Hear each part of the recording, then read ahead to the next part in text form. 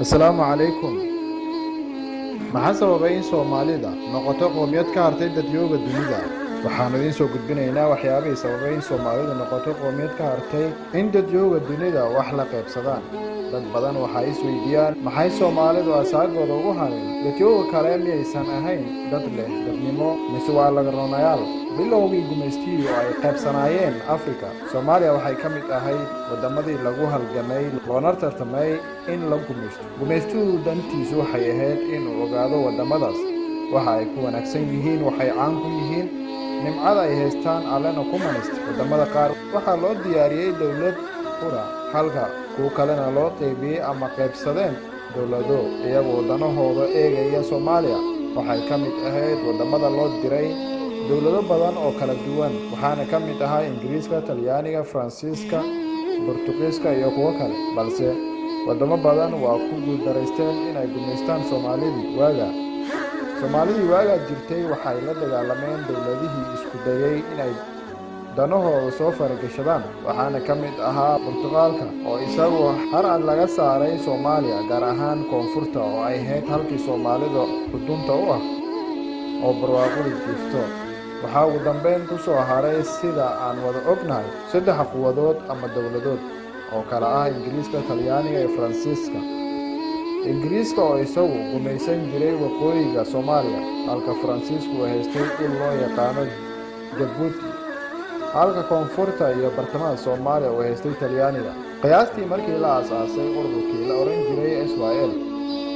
oo la aasaasay 1943 uu madaxweyne loogu doortay Yaasiin Xaaji Cusmaan Sharmaarke Allah u naxariistay, waxay bilaabeen inay wadanka ka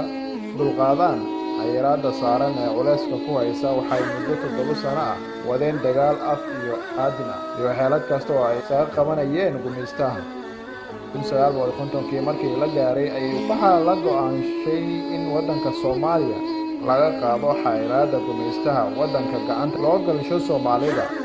waxaa la go'aansaday in Soomaalida la siiyo qaabka wax loo dhiso, loo maamulo iyo haykalka dowladnimo. Dowladda Ingiriiska waxay isku dayday in waxgaradka uqaasha, abwaanadii iyo qaybaha bulshada la kulanto. waxa uuna weydiiyey in ay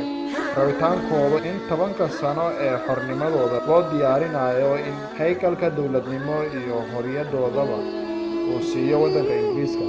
waxa uu intaas u raaciyey oo dhahay waxaan ahay dowladda keliya ee calankeedu uusan cadceedu ka dhicin, uuna yahay laandheeraha reer Yurub. waxa kale uu yidhi waxaan rabaa in aan Soomaali isu keeni doono oo hal dowlad ka dhigi doono haddii aad ii codaysaan inaan 10 sano idin gaarsiiyo xorriyaddiina. odayaashii waxgaradka way isku tageen. waxaa laga dooday cidda la raacayo Talyaaniga iyo Ingiriiska. dad badan waxay dhaheen annagu ma rabno ninka kibirka badan oo calankiisa aysan cadceedu ka dhicin. kan miskiinka ee maafiyada ah aan wadanka u dhiibano isagu 10 sano hana gaarsiiyo. dood dheer kadib waxay isku raaceen in dalka loo dhiibo Talyaaniga. Ingiriiska markii loo sheegay in Soomaalidu dooratay maafiyadii Talyaaniga waa ka cadhooday. waxa uuna go'aan ku gaaray in wadanka Soomaaliya si kala qaybsho ayna ka shalayn doonaan Soomaalidu. waxa uu ka dhigay 5 qaybood oo kala ah Soomaalida galbeed oo Ingiriisku u baxshay Ogaadeniya, welina gacanta gumaystaha kama bixin. NFD waxa uu ku daray Kenya, welina gacantooda bay ku jiraan. Jabuuti oo iyaga xilli dhexe qaadatay xorriyadda wadanka Faransiiska, haddana ah wadan ka madax bannaan Soomaaliya, balse taas beddelkeedana waxay ka saareen qariiradda Afrika. waqooyi galbeed oo waxay u baxsheen Britishland iyo koonfurta Soomaaliya. aan gudagala dhibka hadda jira meesha uu ka yimi aan isdul istaagay. Ingiriisku waxa uu sameeyey si aysan Soomaalida u heshiin weligeed. waxa uu Soomaali galbeed oo aan hal reer deganeen u baxshay Ogaadeniya. kolka ay damcaan in ay raadsadaan ay u soo baxaysa magaca Ogaadeniya, waxayna ku talagaleen inay dhahaan annagu ma Ogaadeniya xorriyad siinaa mise dadkaas meesha degan Soomaalida halka ay ka liitaan waa dhanka qabiilkeeda. waxay isku dayeen qayb badan oo ka mid ah dhulka ay degto Soomaali galbeed in ay dhahaan annagu Itoobiyaan baan nahay. adiga oo daawanaya hadda muuqaalka, markhaati ay ka tahay in ilaa iyo hadda isku haystaan qabaa'il, ilaa dad badan ama qabaa'il badan soo jeedeen in magaca Ogaadeniya laga bedelo, balse qabaa'ilkii Ogaadeniya qodhooda ku gacan sayreen dhibaatadaas waa taagan tahay waana taagnaan doontaa ilaa tanasul yimaado. NFD waad ogtihiin NFD weli waxay ku jiraan gacanta Kenya, xorriyadooda ma haystaan, saansaantoodiina ma muuqato. welin waxaa dhibaato ku haya Kenyaati, waxayna Soomaalida u arkaan dad dheeraad ku ah dalka. Djibouti inkastoo dunida aqoonsan tahay, Djibouti ahna waddan aad u yar, balse marka ay noqoto in arrimo siyaasadeed ama diblomaasiyad timaado in la dhaho Djibouti, idinku xaggee khariirada adduunka uga jirtaan? dad badan waxay xusuustaan xilligii Iiraan laga saaray Soomaaliya, xilligii dowladdii hore ee uu hogaaminayay madaxweynihii hore ee Xasan Sheekh Maxamuud, in ay dhaheen welibana yidhi wasiirka arrimaha dibadda Iiraan, anagu waddan aan adduunka khariirada kaga jirin in uu xiriir noo jara waxaa ka horeeya horta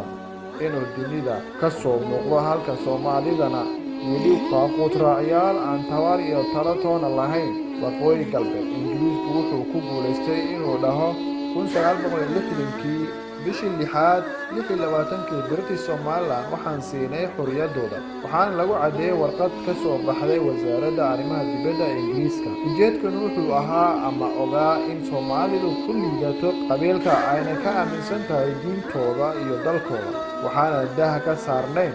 in Soomaalida ku diriri doonto qabiil, hadhowna odhan doonto qolo kasta anagu waddan gooniya nahay oo xorriyadeena horaan u qaadanay. daliil uma baahna, waxaa caddayn idinku filan in hadda la leeyahay Somaliland iyo Soomaaliya ha heshiiso, waana dhibta ugu weyn ee haysata xilligan Soomaalida. dowlad kasta oo la sameeyo waxay ku mashquushay inay dhahdo waxaan wadahadal la galaynaa Somaliland. dantii iyo ujeedku ka lahaa Soomaaliya waa uu ka gaaray Ingiriisku. koonfurta Soomaaliya waa dhul aad u ballaaran oo aad qani u ah, waxaana mara labada webi ee Shabeelle iyo Juba, waxaana dhul ku wanaagsan beerashada iyo dhaqashada xoolaha, waxaana ka buuxa kheyraad aad u badan hadday ahaan lahayd shidaal, macdanta iyo kheyraadka qaybihiisa kala duwan. waad ka waraysiin in xilliga hadda la joogo tahay koonfur meesha uu ka jiro dhibka. waxaa jira quwado waaweyn oo ka gurta waddanka macdanta iyo kheyraadka uu leeyahay, waxa ayna jecel yihiin in aysan Soomaaliya yeelan dowlad quwad leh oo ka hor istaagta danahooda gaarka ah. waxaa la sameeyey kooxo diineed iyo qabiil oo la isugu dhiibay hubka oo la dhahay birta iska asla, weligiina ha heshiinina. waxaa jira quwado waaweyn oo ku lug leh burburka Soomaaliya, sida aan horay u soo sheegnay. waxaa jira ilaa 1960kii kolkii ay Soomaaliya qaadatay xorriyadeeda, waxayse la kowsatay caqabado badan oo ay ka mid tahay xagga ciidan ama quwadda ay waagaas aad u hooseysay. waxaa jira in wadamo ka mid ah reer Yurub ay dhowr jeer isku dayeen inay u tababaraan ciidan aan awood buuran lahayn, waayo dalka Soomaaliya waxa uu ku yaalay geeska Afrika oo runtii waxaa loo arkayay in Soomaaliya ay yeelato awood ciidan in caqabad ku tahay danaha reer galbeedka ee ka leeyihiin geeska Afrika. gaar ahaan waxaa jiray colaado ka dhexeeyey Itoobiya iyo Soomaaliya, taas oo ku dheedo reer galbeedka iyo Maraykankaba marnaba u suuragelinayn in ay Soomaaliya qalabeeyaan oo ay yeelato ciidan xooggan, waayo waxaa caddayd inay Itoobiya ku qaadayso dagaal xooggan. reer galbeedna marnaba ma aysan rabin dal muslima oo ku yaal geeska Afrika oo awood leh. waxay madaxdii dalka haysay u weecdeen midoogii Suufiyiinta oo ay u arkeen in Soomaaliya dan weyn ku qabto inay hesho taageero ka dhana dhanka maamul wanaagga iyo horumarka dalka, balse midowga Suufiyiintiga waxay sheegeen inay ka taageerayaan xagga ciidanka iyo hubka, waana tan nooga fudud. waxayse dhaheen haddii aan ciidan iyo hub idin siino, ogaada inaad yeelan doontaan cadow badan. waana timid in dalal badan ay u arkaan Soomaalida quwad soo socota inay tahay oo ay ka hortagaan xeelad iyo qaab walba oo ay adeegsan karaan. ku noqon maayo heerka ciidan iyo awoodda ay lahayd Soomaalida, balse waxaan rabaa inaan isdul istaago arrin yar, taas oo ah maxaa Soomaaliya dhibka ugu wacan oo dalalka geeska Afrika ku yaala dhibka ugu dhici waayay. tan iyo markii dowladda kacaanka ay dalka la wareegtay, waxaa jiray shirkado badan oo baaritaan ku sameeyey dalka Soomaaliya, iyagoo baaraya shidaalka iyo macdanta dalka uu khaaska u leeyahay. ujeedka xogta dahsoon waxaa jira shirkado badan oo xog aruurin ka samaysay dalka Soomaaliya muddadii 1950 ilaa 1981 meelahaas haddii aan soo qaato shirkaddii caanka ahayd ee laga lahaa dalka Holland ee la oran jiray Shell waxay ceel shidaal ka qoday inta u dhaxaysa Berbera iyo Fafaxdhuun balse ceelkaas shidaalka loo baxshay Baardheere ceelkii Baardheere waa ceelka keliya oo sida rasmiga ah loo qoday waxaana uu ka mid yahay ceelasha Soomaaliya ku yaala kuwooda la hubo waxaa jira ceel badan oo shidaal ku jira sida Holhol oo ku yaala gobolka Nugaal oo la qiyaasay 100% inuu shidaal ka buuxo waa halka hadda labada maamul ee Soomaaliya iyo Puntland isku hayaan qolo kastana doonayso inay gacanta ku dhigto ceelkaas Baardheere oo shirkaddii qodaysay ugu magac dartay ceelkii shidaalka badnaa ee Scotland ku yaalay ee la odhan jiray Fortacus 1 in Africa ceelka la hubo oo la qoday shidaalkiisa Nugaal Valley waa dhulka loo yaqaano dooxada Dharoor ceelkaas dhowr jeer ayaa la sahmiyey shidaalkiisa waxaana isku dayay wadamo badan inay baaritaano ka sameeyaan waxaana la aaminsan yahay in Dharoor shidaal badan ka buuxo Kalsan 1 ceelka waxaa la sahmishay shidaal wuxuu dhowr iyo 10 kiiloomitir u jira magaalada Garowe balse khuburo badan ayaa sheegay in Kalsan 1 uusan caddayn inuu ku jiro shidaal balse astaamihii laga rabay lagama wada helin Sumanjeed waxay ka mid tahay meelaha laga sahmiyey shidaalka lagana taagay birta loo yaqaano oil rock waxaana birtan laga taagaa meelaha lagu arko shidaalka iyo macdanta Sumanjeed waxaa inta badan ay sheegeen dadka aqoon-yahanada ah ee sahmiyey dhulkaas in astaamihii loogu baahnaa laga helayo Sumanjeed waxay ka tirsan tahay gobolka Nugaal ma aha mid aan kusoo koobi karno shidaalka ku jira Soomaaliya iyo qiyaasta inta uu la eg yahay balse waxaa jirta in la isku raacay 95% in shidaalka Soomaaliya ku jira uu la eg yahay 110 bilyan barmil oo shidaal ah waxaana la qiyaasaa in waddanka Soomaaliya ee waddanka saddexaad ee xagga shidaalka ugu badan dunida saas oo ay tahay Soomaalida waxay ka qatan yihiin nimcadaas alle ku galladaystay dalkaas hodanka ah waxa uu ka gaajaysan yahay shidaalka ku jira haddaba waxaa jira wadamo aan rabin in aad la soo baxdo shidaalka balse ka shaqaynaya deganaansho la'aan in aad ku jiro waddanka waayo ujeedku ma ahan inaad xilligan la soo baxdo shidaalka ee ujeedku yahay in kolkii dunida u baahato in lala soo baxo taasi waxaa dheer haddii aad dowlad awood leh noqoto waxaa dowlado badan oo Soomaaliya macdanta ka gurtaa inay waayaan macdano badan oo bilaash ku qaata kana macaashaan inay meesha ka baxdo waxyaabaha keenay in dalka Soomaaliya la go'doonsho oo dunida u aragto waddan qaswade ah waxaa loo sababeeyey dagaalkii saddexaad mid aan ugu yeeray ee dunida ka dhaca dagaalkaas dad badan oo Soomaaliyeed waxay u arkaan in lagu degdegay dagaalkaas balse dad kale waxay aaminsan yihiin in dagaalkaasu sax ahaa si kastaba ha ahaatee waddanka Soomaaliya waxaa ka maqnaa dal waxa uuna ku qasbanaa inuu soo ceshado dalkiisa dowladda Itoobiya waxay gacan saar lahayd reer galbeedka iyo Mareykanka halka waddanka Soomaaliya uu isna garab saar la lahaa waddanka Ruushka waana waddanka kaliya ee Soomaalida ciidankeeda gaarsiiyey in ay noqdaan geesiyaashii Afrika ciidankan oo aad u qalabaysan waxay cagta mariyeen ciidamadii Itoobiya waxayna guul dunida la yaabtay ka gaareen dagaalkaasi muddo kooban kolkii inta badan ciidamada Soomaaliya ay qabsadeen dhulka la oran jiray Ogaadeniya inta ugu muhiimsan waxay dowladda Itoobiya oo aad u daciiftay awoodeeda ay ku fahmaysay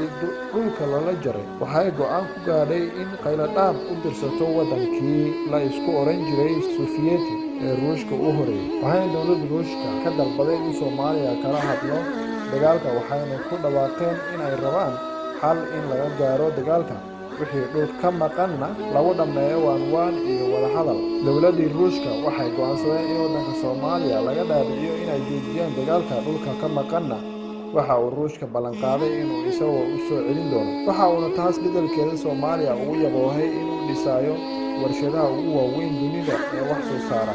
balse riyadii Ruushka waxaa gaashaanka ugu dhuftay dowladdii Kacaanka oo aad ugu soo horjeesatay dalabka ka yimid Ruushka waxaana loo qabtay in 24 socdood gudahood uga baxaan dalka go'aankaas Soomaalida aad bay ugu degdegtay sababtoo ah ma jirin dowlad oo Soomaaliya isku halaynaysay waagaas aan ka ahayn Ruushka oo siin jiray hub iyo sanad militariba ma jirin saaxiib kale oo caawimaad degdeg ah u soo fidin karayay aan ahayn ruushka mana dhicin hal dowlad oo isxilqaantay oo la safartay Soomaaliya waxayna taas keentay in Soomaaliya keli noqoto dagaalkii lagu jabsho waatii hore loo yiri iyo ka badan iyo qol ka badanba way ku xafajiyeen qolkii la yiri ruushka isaga baxa dalka waxa uu dirba la saftay wadanka Itoobiya oo heshay garabkii ugu weynaa ee Heritage taakula iyo hub fara badan ruushka waxa uu Itoobiya ku soo daadguriyay ciidamo laga keenay Kuba oo gaarayaan cadadkooda 18,000 oo askari ciidamada Soomaaliya ayaa tiradooda lagu sheegay inay ahaayeen 35,000 askari 23 guuto infantry ah kuwa lugta 9 guuto oo taangiyada 9 guuto oo madaafiic ah iyo 4 guuto oo ciidamo cirka diyaaradaha Soomaaliya ayaa ahaa 54 diyaaradood 24 ka mid ah waxay ahaayeen diyaarado loo yaqaano M21 ee waxyaabaha saaciiday ciidamada Soomaaliya waxay ahaayeen kuwo aad u akhlaaq wanaagsan moralkoodu dhisan yahay tababar aad u sareeyana qaba sidoo kalena aad u ahaa kuwo wadaniyiin ah oo ay ka gooneed in dalkooda ay difaacaan adin iyo afba ciidanka ayaa la sheegay inay haysteen hub ku filan waxayna aad u haysteen madaafiicda oo Soomaalidu aad ku dheeraysay isticmaalkooda waxaa kale oo saaciiday in ciidamada commandoska ah oo aan dib u soo noqon jirin halkii askari ee Soomaaliga ah waxa uu ku beegmay 10 askari waayo isbahaysiga ka soo horjeeday waxay ahaayeen kuwo aad u badan aadna u qalabaysan waliba midowgii Sofiyeetiga oo ah dal aad u xoogan oo ciidan fara badan haystay oo ku soo daboolay Soomaaliya waxay dowladda Ruushka ogeyd halka aan ku liidano waayo waxay ogeyd awoodda iyo tirada ciidamada Soomaalida iyo hubka ay haysato ma jirin dowlad la safartay Soomaaliya Mareykanka waxa uu garab istaagay Itoobiya waxa uu ku sababeeyay madaxweynihii xilligaas in aysan Soomaaliya xaq u lahayn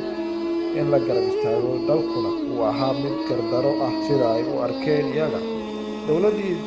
damacda in ay Soomaaliya garab isiisana waxay ka baqeen kolka la jabsho Soomaaliya in iyaga ay ku soo jeestaan Ruushka iyo Mareykanka midkood waxaa halkaas lagu jabshay ciidankii Soomaaliya waxaana laga qabsaday guud ahaan wadanka la oran jiray Soomaali galbeed Itoobiya waxaa laga dilay 17,000 oo askari waxaana laga dhaawacay 25,000 oo kale waxaana laga qalaabshay in ka badan 6,000 oo askari waxaana raqdooda la waayay in ka badan 2,000 oo Itoobiyaan ah dhinaca kale Soomaaliya waxaa ka geeriyooday 5,000 oo askari waxaana ku dhaawacmay 24,000 iyo in ka 200 oo maxbuus waxaana gaaray dhinacyadii kale ee Itoobiya la soo saftay waxaa laga dilay 100 askari midowga Sofiyeeti waxaa laga dilay 35 askari tiro 100 gaaraysayna waa laga dhaawacay halka Kuba laga dilay in ka badan 400 oo ciidan tiro intaas ka badanna laga dhaawacay halka Yementii Koonfureed laga dilay 106 askari tiro intaas ka badanna waa laga dhaawacay 100 kalena waaba la waayay meel ay gaan iyo cirib dhigeen wixii ka dambeeyay dagaalka Soomaaliya waxaa la gashay dagaal siyaasadeed waxaana lagu qaaday dagaal jihooyin badan waxaana wadanka la gashay qalqal siyaasadeed iyadoo la adeegsanayo awood siyaasiyiin iyo qabaa'ilo intaas markaan ugu imaado dagaalkii khasaaraha ee na dhexmaray Soomaaliya iyo Itoobiya waxaa jiray kolkii ay dhacday dowladdii dhexe ee kacaanka wadanka waxaa qabsaday jabhado qabaa'il oo kala duwan waxaa 1992 isku dayeen wadamo badan in Soomaaliya gurmad loo fidiyo balse waa ku guuldareysteen waxaana si bareer ah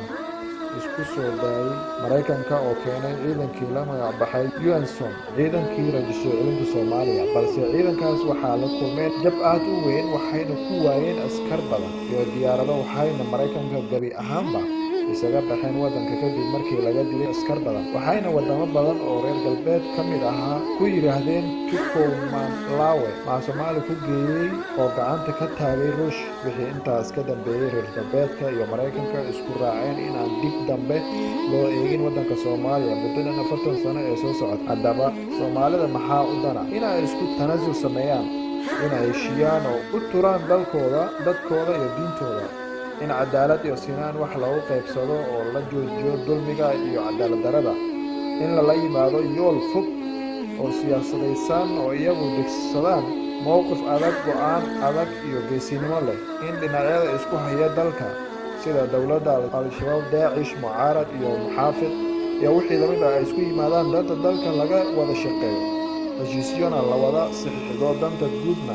laga wada shaqeeyo in wixii horumar ah xoogga la saaro sidii dib u kabasho loo sameyn lahaa. Dowladaha dunidana aan ula tartamayn, dalka Soomaaliya waa dal aad u weyn, dadkeedana ma badna. Haddii shidaalka keliya la soo baxaan ku jira Soomaaliya, waxaa qof walba oo Soomaaliyeed ku soo beegmaysa $100,000 oo dollarka Mareykanka ah. Laakiin nimcadaas waan ka qatannahay, waxaana loo baahan yahay in aan la nimaano xeel iyo xeerar si aan dadkeena baahida u dhimanaya oo khayraadkoodii ka dhimanaya ay u helaan nolol wanaagsan oo tan dunida qaniga ah haystaan mid ka fiican. Intaas ayaan kusoo koobaynaa wixii sababay in Soomaalida ay ku heshiin waayeen. Waxaad kala socoteen Rajada iyo Maanta. Haddaad ku cusub tahay, subscribe sidoo kale gambaleelka ruqmo si aan kusoo gaarsiino muuqaalada xiga. Mahadsanid.